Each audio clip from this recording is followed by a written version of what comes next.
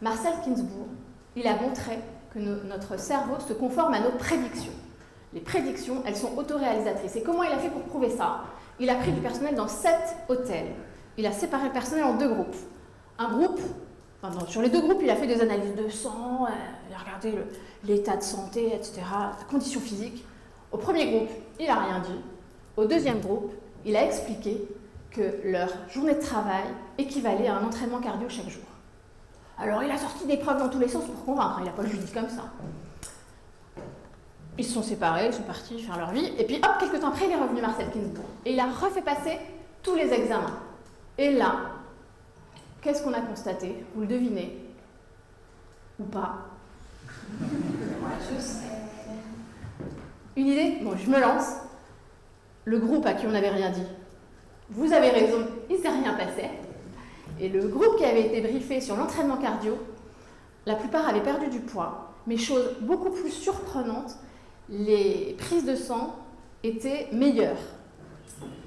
Et un deuxième exercice qui souligne en fait quelque chose qui est extrêmement important pour diffuser les émotions positives, c'est de savoir exprimer la gratitude. Alors on sait tous dire merci, ça c'est facile. Mais savoir ressentir la gratitude vraiment et remercier vraiment, c'est pas toujours évident. Et pourtant, ça a plein de bénéfices. Le premier, c'est que ça permet de lutter contre l'habituation hédonique. Parce qu'au lieu de prendre comme acquis ce que les gens font pour nous ou les petites choses voilà, du quotidien, eh ben, on va apprendre à les ressentir comme, non pas comme un dû, mais comme quelque chose de vraiment positif.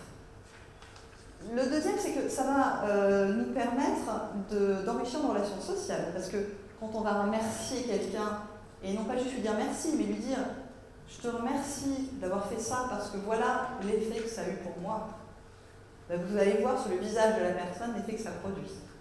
Et en plus, ça fait effet boule de neige parce qu'après on rentre dans un cercle vertueux, ça donne envie à la personne d'aller remercier elle aussi.